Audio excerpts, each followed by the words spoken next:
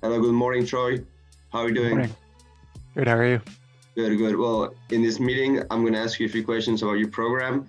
The first question is, what is a player's schedule in a weekly basis?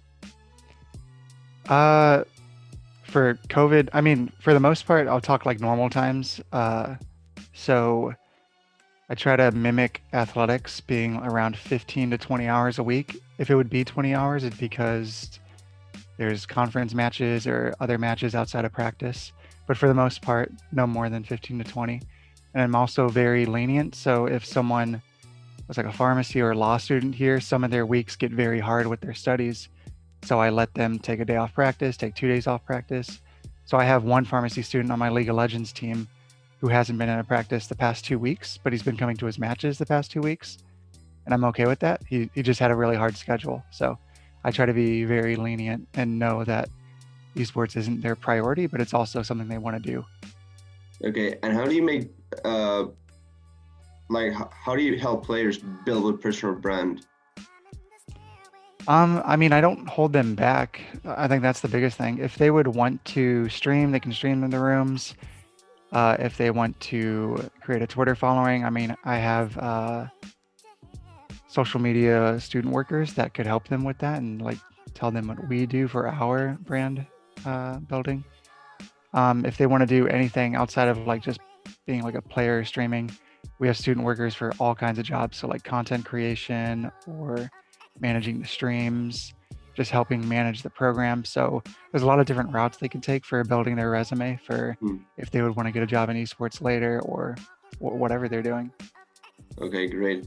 What would you say are other strengths in your program? I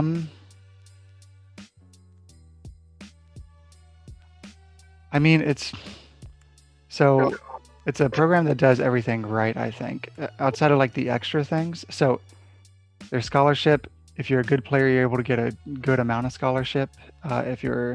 Even if you're just a really bad player, you're able to get scholarship.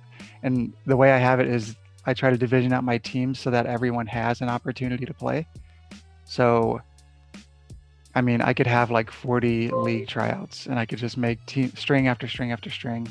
And I have a process to where they'll be managed to a point and they'll be able to play at the level they play at. So they'll still be able to participate. They don't have to be worried that they're coming into a program and their scholarship is dependent on tryouts or them being on a team is dependent on tryouts.